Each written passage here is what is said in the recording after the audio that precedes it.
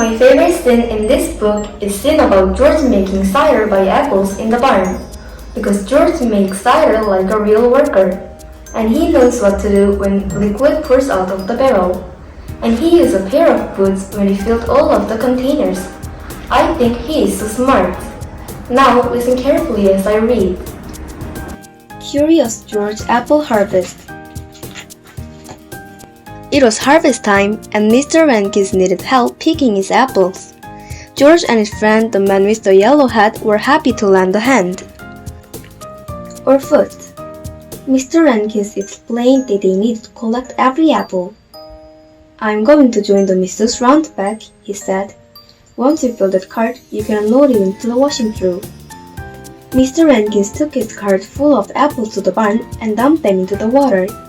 It must be their best time, George thought. George climbed up the branches, collected the shiny red apples in his friend's hat, and put them into the cart. What fun!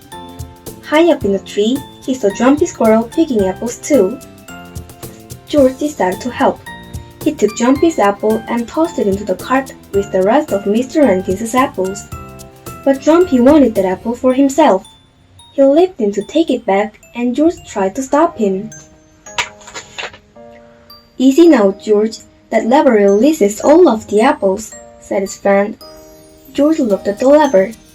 He thought it was an excellent way to get Jumpy out of the cart. "George, no!" George pulled the lever, and Jumpy tumbled out along with all of the apples. "That's okay," said his friend with a sigh. "We can gather them up again." But Jumpy had found this apple, and he ran to hide it in the barn. George decided to follow.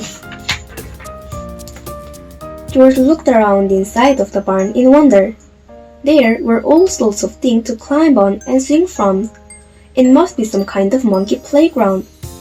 But George was not here to play. He had to get that apple from Jumpy. If only it weren't so dark in the barn. He found the light switch and flipped it. Everything moved. It was a machine, not a playground. George wondered how it worked. He watched the buckets scoop up the apples. He decided they must carry the apples high away from squirrels. But wait, where was Jumpy? There he was. Jumpy still had the apple he took from the cart. George chased Jumpy, grabbed the apple, and threw it into a bin high out of reach. Suddenly, the machine stopped. George found the button and pushed. The machine started again. This time, all of the parts started working, including the moving belt. But when he looked up, he saw all of the Rankins' beautiful apples being chopped to bits. The chopped up apples dropped into a giant barrel, and a lid was lowered tightly on top of them. Too tightly, liquid began to pour out of the barrel. What a mess! George had an idea. He ran up and put his mouth under the liquid. It tastes good, a lot like apples, but there was too much of it. Luckily, he saw some empty containers. George scrambled to put the containers on the moving belt fast enough to catch the liquid. Then he looked down at the end of the belt and saw the containers falling onto the floor. Uh-oh! George ran to catch them. Then he needed to stop the machine. Soon he had filled all of the containers, but the golden liquid continued to pour out. He looked around for another container and saw a big pair of rubber boots. As the last boot was filled, the liquid stopped pouring out and the machine stopped. Who? The farmers and George's friend appeared in the doorway. "Well, I'll be," Mr. Rankins exclaimed. George froze. The Rankins would surely be upset that he ruined all of their apples. "George," Mrs. Rankins rushed up to him. "You've done a fantastic job. All the cider already pressed and bottled. Thank you."